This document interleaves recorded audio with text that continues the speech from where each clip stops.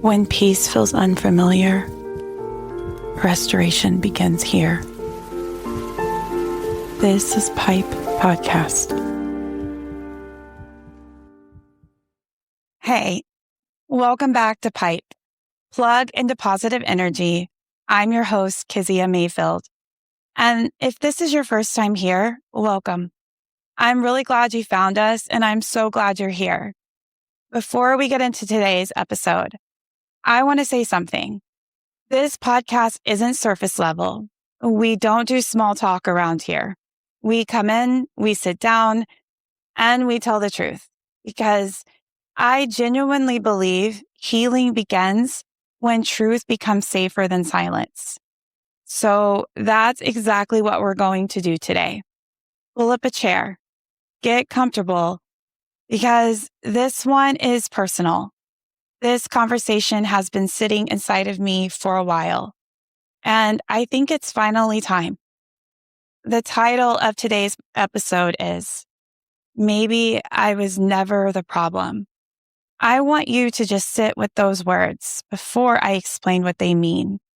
Maybe I was never the problem because somewhere along the way, someone or something taught you to believe that you were.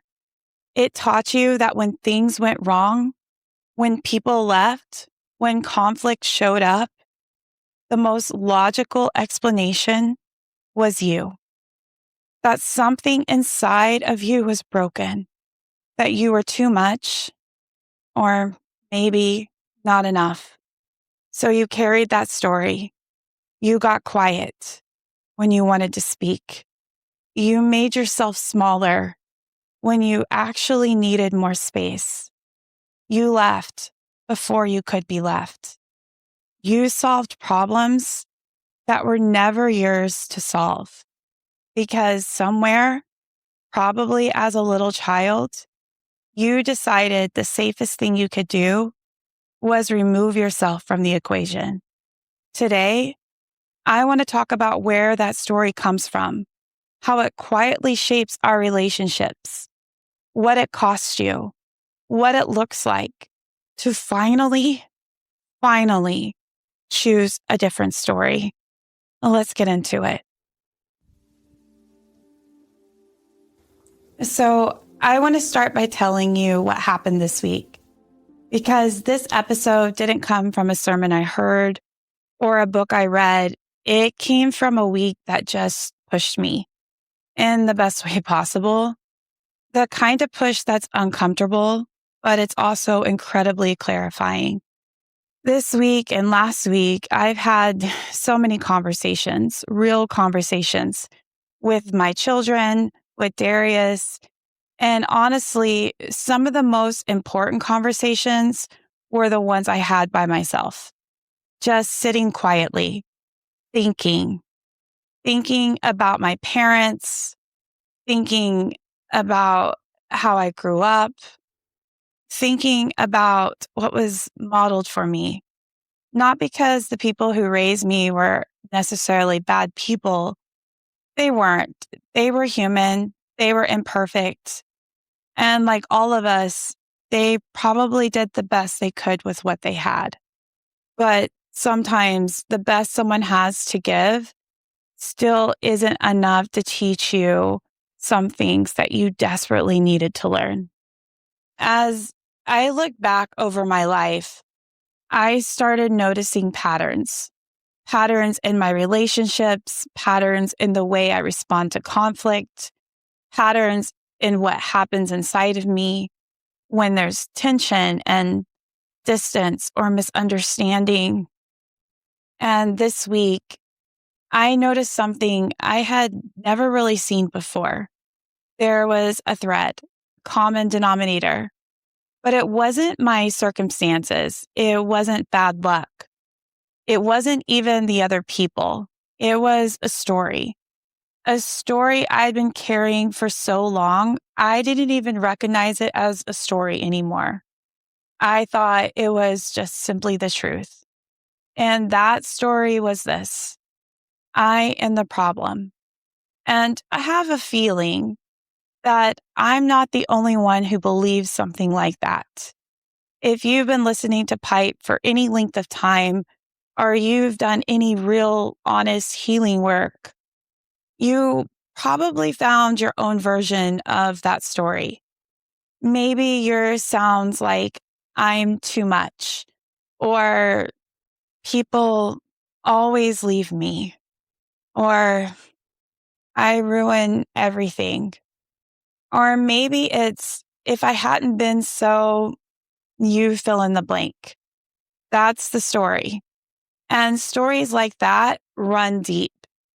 But before I tell you where mine came from, I want to tell you about a moment that happened this week because it was one ordinary moment that brought all of this right to the surface. I've done a lot of healing work. I want to be honest about that. I've had to. Life required it over the years. I've named fears. I've confronted patterns. I've had conversations that cost me something. And honestly, I thought I knew my wounds pretty well by now. But this week, I realized something. There's a difference between knowing a wound exists and actually understanding how deep it goes. For a long time, I thought my deepest wound was rejection. I believed everything came back to abandonment, to people leaving, to not being chosen.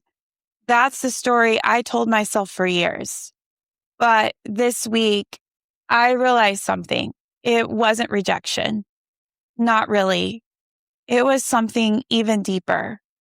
I believed the reason people left, the reason conflict happened, the reason relationships fell apart was me. I wasn't just afraid people would reject me. I had quietly come to believe that they should, that I was the common denominator, that if enough relationships became difficult, eventually the answer had to be me. I thought I was the problem. And when you carry a belief like that, it becomes the lens you see everything through. Someone raises their voice and you don't think they're just having a hard day. You immediately wonder, what did I do? Someone gets quiet and instead of thinking they probably just need some space, you think, I've done it again. Someone walks away and you don't stop to ask what happened. You already think you know the answer. It was me. It's always me. That's such a heavy way to live because beliefs like this don't announce themselves. They don't introduce themselves by saying, "Hi, I'm the lie you believe since you were a little girl." They don't work like that. They become so familiar, they stop feeling like a story and they start feeling like reality. You don't question them anymore. You just live from them until one day something happens that cracks the story open. For me, that happened on a golf course. Darius and I were having like a regular day. Nothing dramatic, nothing out of the ordinary. We were out on the course and Darius was playing golf. Now, if you know anything about golfers, you know golf can be an emotional sport. It's a game where you have a lot of time between shots to think about the last bad one. And Darius, he loves this game and takes it pretty seriously. And because he takes it seriously, there are moments where frustration comes out. So he hits a shot and it doesn't go the way he wanted. He says something out loud. He's frustrated, maybe a little sharp. It's not at me. It's not even directed at me. Just at that moment. And then something happened inside my body. I felt it before I even had a thought. My chest tightened, my stomach dropped. Something inside of me went on high alert.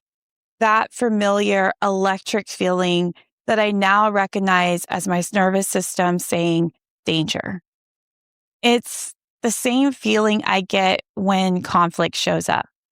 The same feeling that used to make me go quiet, go small, go away.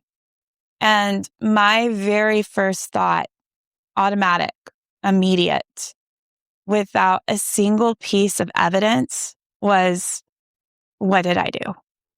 Immediately, I started scanning. Did I say something wrong? Did I distract him?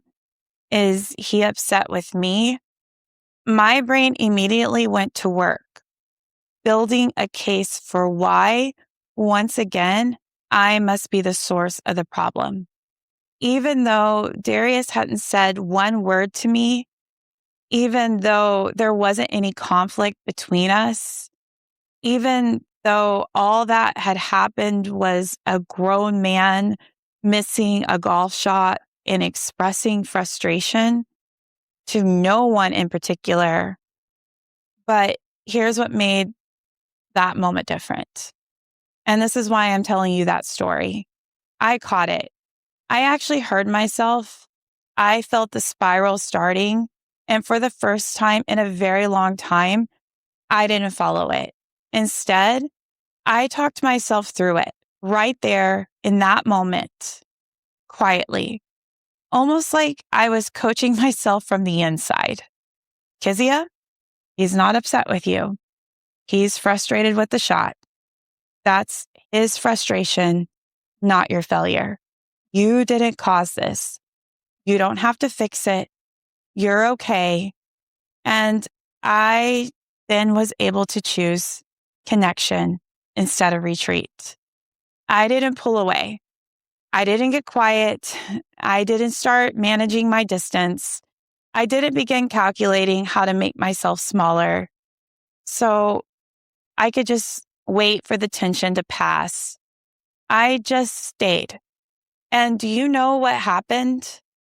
That moment moved on, just like moments do when we don't turn them into something that they were never meant to be. Afterward, I just sat with it because I recognized something.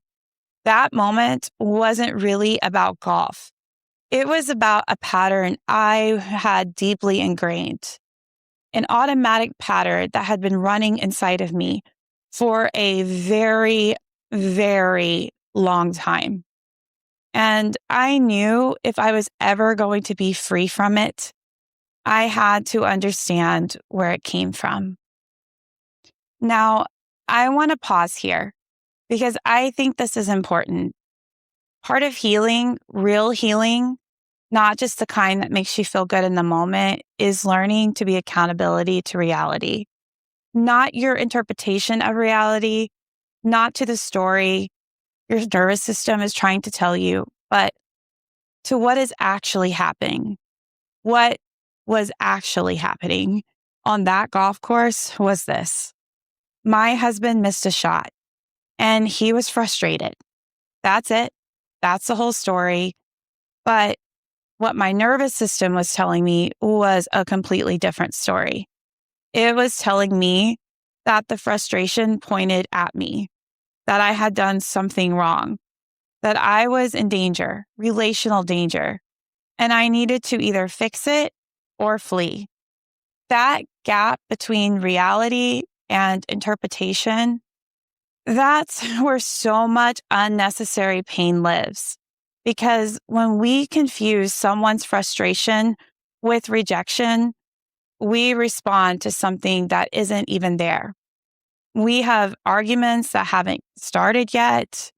We create distance to protect ourselves from abandonment that isn't coming.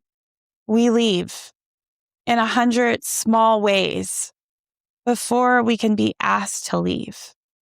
And the relationship pays for it. And so does our soul. But in that moment, I made a different choice. I chose to look at what was real. I chose to stay grounded in what I knew about my husband, who he was, how he loves, what his frustration actually looks like, rather than what my old story was insisting was true. That's accountability, not the kind that beats you up, the kind that grounds you, the kind that says, look at what is real. Choose your response from here. And choosing from there, choosing connection, choosing to stay, that is where healing actually shows up in real life, not in a therapy session, not on a journal page, but in the ordinary, unremarkable moments when your old story tries to run the show and you decide quietly but firmly that you don't live there anymore. But to understand why the story started in the first place, I had to go back. My dad was a pastor, and I want to say that with love because I do love my father, and I have a deep respect for the calling and for the work that he did. But I also want to say it with honesty because being a pastor's child comes with its own particular landscape, its own particular pressures, its own particular lessons about who you're supposed to be and what your presence is supposed to cost you. One of the things I experienced growing up was that we moved a lot. Every 12 to 18 months, we would pick up and go somewhere new, a new church, a new community, a new city, new schools, new friends, every time. Now, as a child, you don't have a framework for that.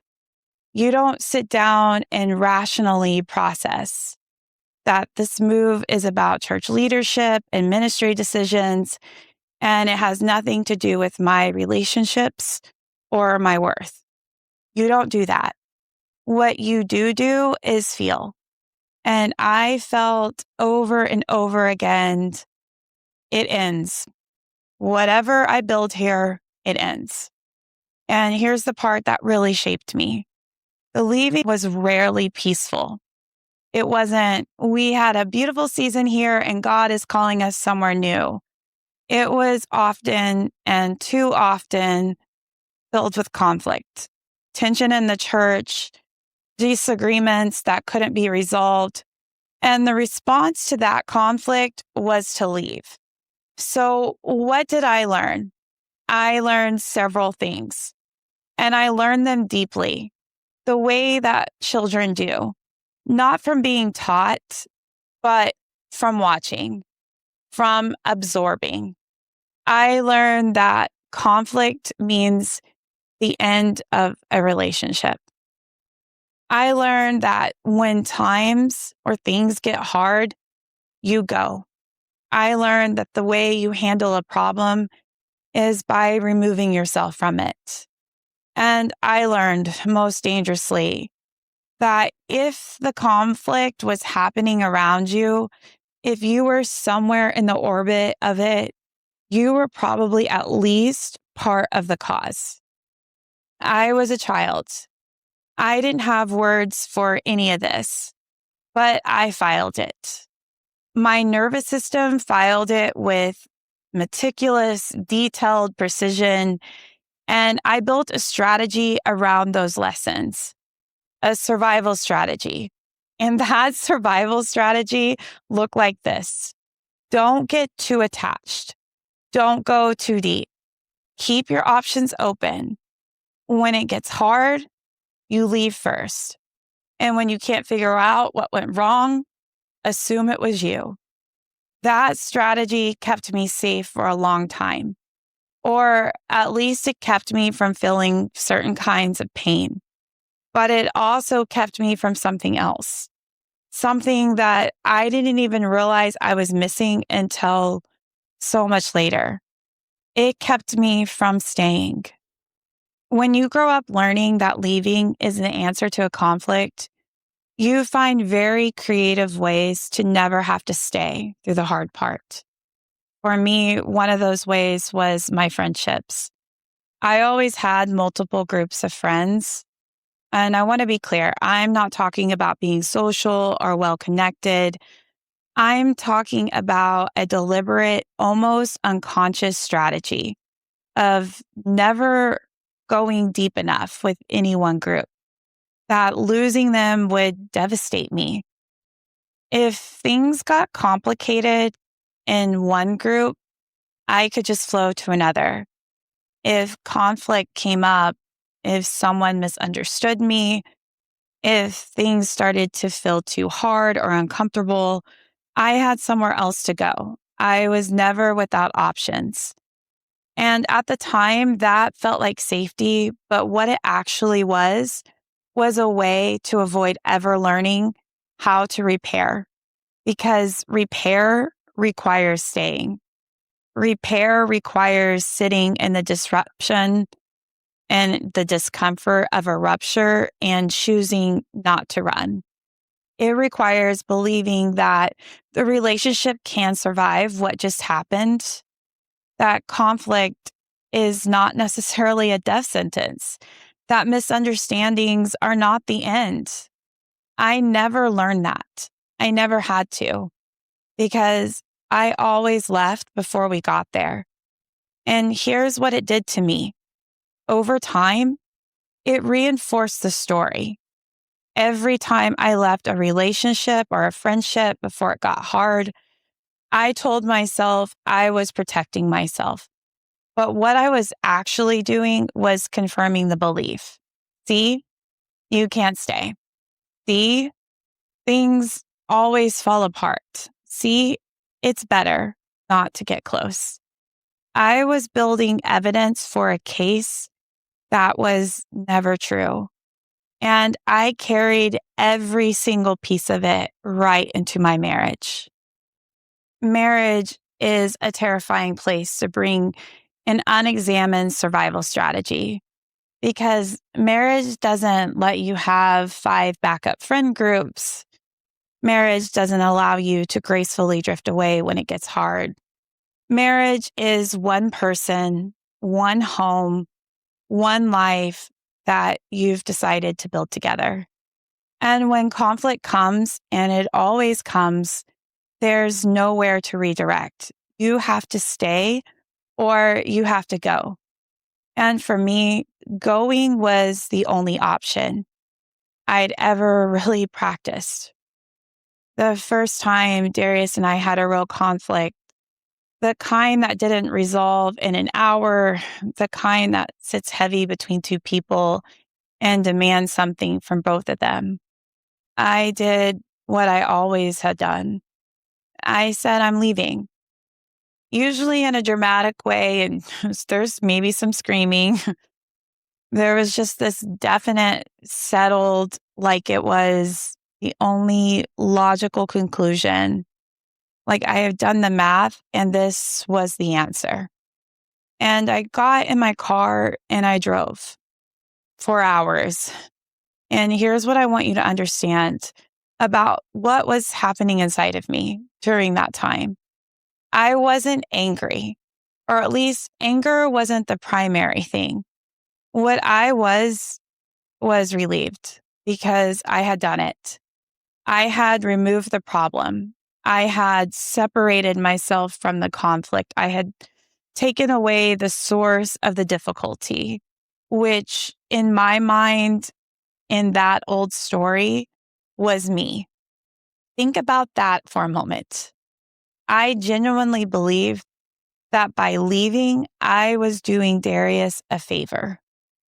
I believed that conflict would resolve itself once I was out of the equation, because I was the equation. I was what was wrong. And that is not the story of a woman who's struggling with conflict resolution. That is a story of a woman who has believed for most of her life that she is fundamentally too much of a problem to stay. The survival strategy that was designed to protect me had over time became a belief about my worth, and I was acting it out. in the most important relationship of my life. That night, sitting in my car somewhere on the road, I had driven away to get away.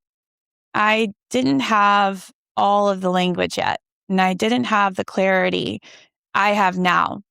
But something inside of me was asking a question that I just couldn't answer.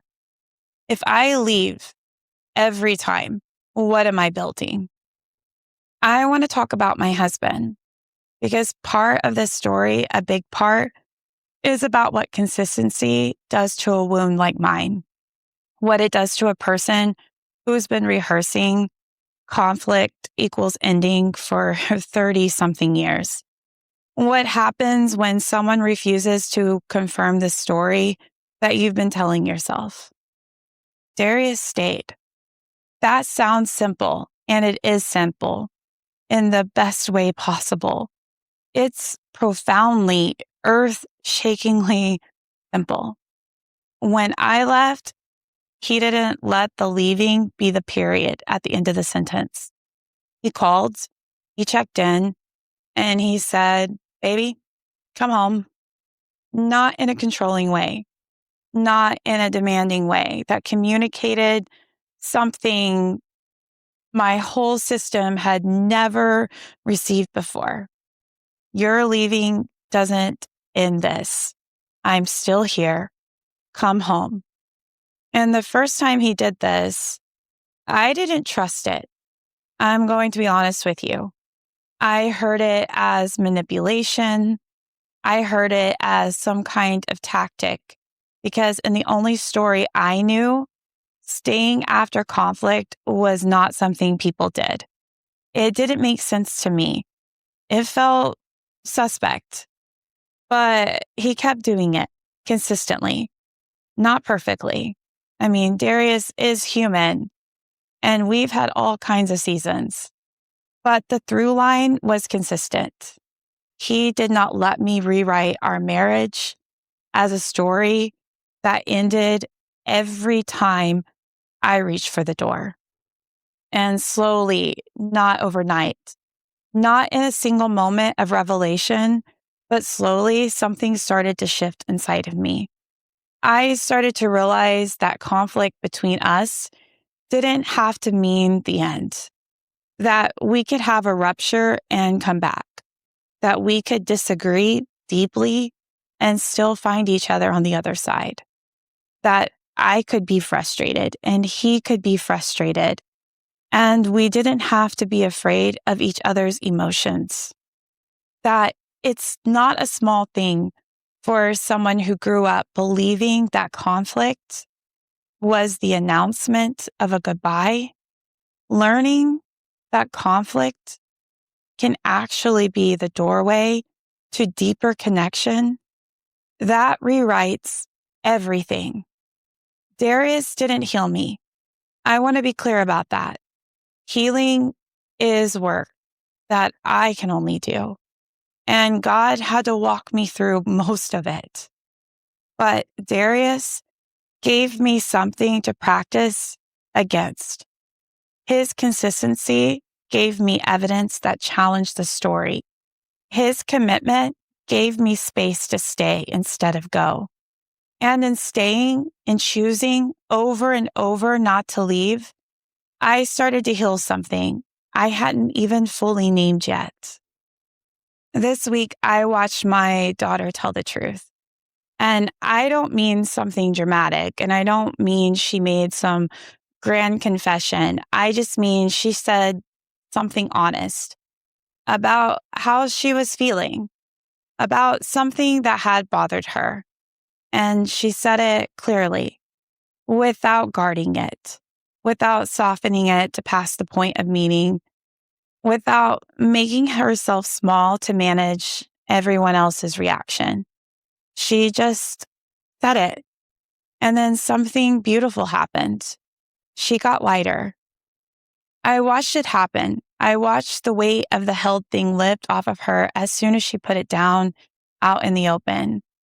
As soon as she trusted that the truth could be said and that the relationship would hold, and that the people around her would not disappear because she told them something so real. She didn't need to calculate and she didn't need to strategize. She didn't need to figure out which version of the truth was safe enough to say. She just said the true thing, and the world didn't end. And I sat with that for a moment, for a pretty long time this week, because I know what it took to get there. I know that version of me who raised this child, the early version, the one who was still deep in her own survival patterns, the one who would not have always created space for that. I know that healing in me had to happen for space to open up for her. And I also know that what she experienced, the lightness that comes from telling the truth and being held anyway, is exactly what I want to give her for the rest of her life. Not just in the moments when the truth is easy, but especially in the moments when it isn't. I want her to grow up knowing that truth doesn't end relationships, that conflict is not a countdown to goodbye, that misunderstanding is not the same as rejection, that she is not, she was never, she will never be the problem. Because if I can give her that, if I can actually genuinely give her a childhood where truth is safer than silence and love is not conditional on performance, then the chain breaks. The patterns that traveled through my family for generations, through the secrets and the silence and leaving, it does not have to travel through her.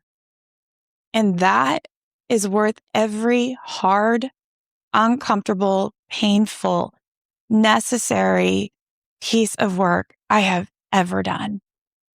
I want to build a home that is safe, not perfect. I gave up on perfect a long time ago. And thank God, because perfect was never available anyway, but safe. Safe, I can work toward. Safe, I can choose every single day. Safe means that in our home, you can say the hard things and still be loved. You can mess up and still belong. You can be afraid and say so. You can be angry and say so. You can change your mind and nobody will use it against you. You can have a bad day without it becoming the defining story of who you are. Safe means that conflict is allowed to happen and repair is expected to follow. Not because we're perfect at it, not because we always do it gracefully, but because we've decided as a family that the relationship is worth more than the comfort of avoiding those really hard conversations. Safe means that the truth can live here, that you don't have to carry it alone, that you don't have to protect yourself by going silent, by going small, by going away. I didn't grow up in a home that felt safe in that way. And I don't say that to assign blame. I say it to name it, what was missing, so that I can now intentionally build what I never had. Because here's what I've learned. You can break a generational pattern. It doesn't happen automatically. And it doesn't happen because you want it to. It happens because you do the work, the real work, the uncomfortable work, the unglamorous work, the years-long work of choosing differently, of catching yourself when the old story starts running again, of building new evidence of one small moment at a time. Darius and I are building that imperfectly, messily, faithfully. And my daughter, the one who told the truth this last week and got lighter, she is now living inside of that. She is building evidence right now that the world is safe enough for her honesty. And that is the most important thing I've ever done. I want to end by coming back to where we started. Maybe I was never the problem, because here's what I've come to understand. The little girl who decided she was the problem, she wasn't wrong to decide it. She was doing the only thing a little girl can do when her world keeps changing and the reasons never get explained to her. She was making meaning. She was looking at the evidence in front of her and building the most logical story she could find. Things keep ending. I keep being there when they end. I must be why they end. This is not a bad child. This is a smart child. A child who was trying to make sense of a world that wasn't making sense to her. A child who was trying to find some way to feel in control of an environment that kept pulling the ground out from under her feet. She wasn't a problem. She was a little girl who needed someone to stay, who needed someone to say, this conflict is not about you. This ending is not because of you. You are not the common denominator. You are not the reason. She needed to grow up in a home where truth was safe and repair was practiced, and leaving wasn't the default answer to hard things. She didn't get that. So she built a story to explain the world that she actually lived in. And that story became her lens. And that lens became her pattern. And that pattern walked with her all the way into adulthood, into friendship, into marriage, into motherhood, until life asked her to look at it. That little girl is me. And maybe, just maybe, some version of her is you.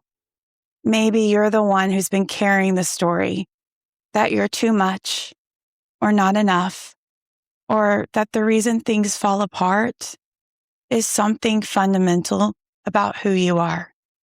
Maybe you've been leaving in all the small, quiet ways that people leave, because somewhere along the way, you decided that the most loving thing you could do was removing the problem. But what if the problem was never you? What if it was just a little girl who learned the only way she knew how to survive, and survive so well that nobody ever stopped to teach her a different way? You can learn a different way. It's not too late. It was never too late. The story changes when you decide it changes. Not all at once, not perfectly, but one honest moment at a time. One choice to stay instead of go. One conversation where you say the true thing and you discover the world doesn't end. That's how it starts. That's how it started for me. I want to end by coming back to where we started. Maybe I was never the problem, because here's what I've come to understand. The little girl who decided she was the problem, she wasn't wrong to decide it.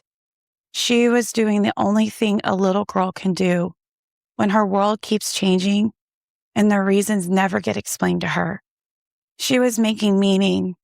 She was looking at the evidence in front of her and building the most logical story she could find. Things keep ending. I keep being there when they end. I must be why they end. This is not a bad child. This is a smart child. A child who was trying to make sense of a world that wasn't making sense to her. A child who was trying to find some way to feel in control of an environment that kept pulling the ground out from under her feet. She wasn't a problem.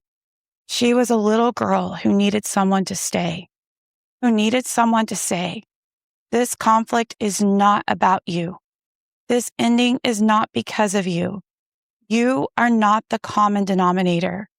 You are not the reason. She needed to grow up in a home where truth was safe and repair was practice, and leaving wasn't the default answer to hard things. She didn't get that. So she built a story to explain the world that she actually lived in. And that story became her lens. And that lens became her pattern. And that pattern walked with her all the way into adulthood, into friendship, into marriage, into motherhood, until life asked her to look at it.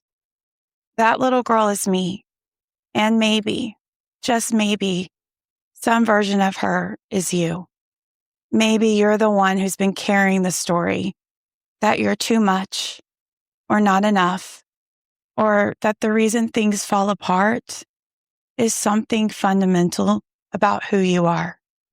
Maybe you've been leaving in all the small, quiet ways that people leave, because somewhere along the way, you decided that the most loving thing you could do was removing the problem. But what if the problem was never you? What if it was just a little girl who learned the only way she knew how to survive, and survive so well that nobody ever stopped to teach her a different way? You can learn a different way. It's not too late. It was never too late. The story changes when you decide it changes. Not all at once, not perfectly, but one honest moment at a time. One choice to stay instead of go. One conversation where you say the true thing and you discover the world doesn't end. That's how it starts. That's how it started for me. Thank you for listening today. Thank you for sitting with this. I know it wasn't easy. Some of this stuff never is. But I believe with everything in me that the conversations that we're willing to have with ourselves are the ones that set us free. If something in this episode spoke to you, or you heard yourself in any part of the story, I want to encourage you to sit with it, write it down, pray through it, talk to someone you trust, because you don't have to carry it alone anymore. You never did. If you're not already following the podcast, please subscribe wherever you listen, Spotify, Apple Podcasts, YouTube, and leave us a review. If this episode meant something to you, please share it with someone who needs to hear it. You never know who in your life is quietly carrying a story that doesn't belong to them. You can also connect with us at crownsrestored.com and on TikTok. Until next time, remember, healing doesn't happen all at once. It happens one honest conversation, one brave choice, and one step at a time. I'll see you next week. Thank you for sitting with us today, where restoration begins.